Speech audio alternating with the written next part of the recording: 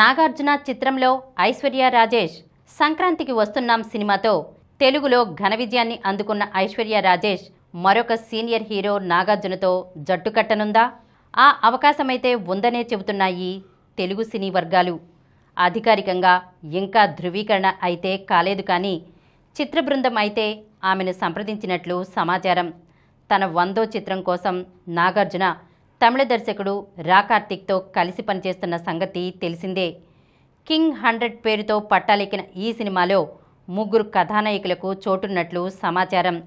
Sushmita Bhatt, senior heroine Tabu ఇప్పటికే ఈ cinema కోసం రంగంలోకి దిగినట్లు సమాచారం. తాజాగా ఐశ్వర్య రాజేష్ పేరు వినిపిస్తోంది. త్వరలోనే ఈ విషయంపై స్పష్టత వచ్చే అవకాశాలు ఉన్నాయి.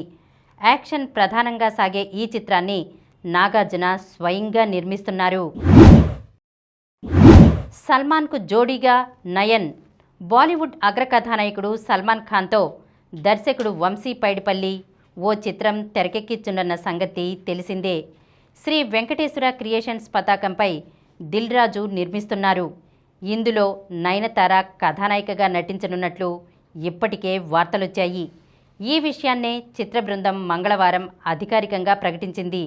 యాక్షన్ ప్రాధాన్య చిత్రంగా భారీ స్థాయిలో నిర్మితం కానున్న ఈ సినిమా ఈ నెలలోనే రెగ్యులర్ చిత్రీకరణ ప్రారంభించుకోనుంది. వచ్చే ఏడాది ప్రేక్షకుల ముందుకు రానుంది. ఈ చిత్రానికి సంబంధించిన మరిన్ని వివరాలు త్వరలో వెల్లడి కానున్నాయి. ఈ కార్యక్రమం మీకు ఎంతో నచ్చింది కదా?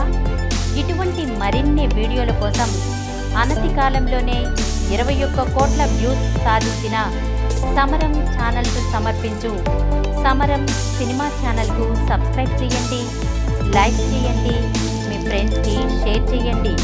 అలాగే ప్రక్కనున్న గంట సింబల్ని ప్రెస్ చేయడం మర్చిపోకండి.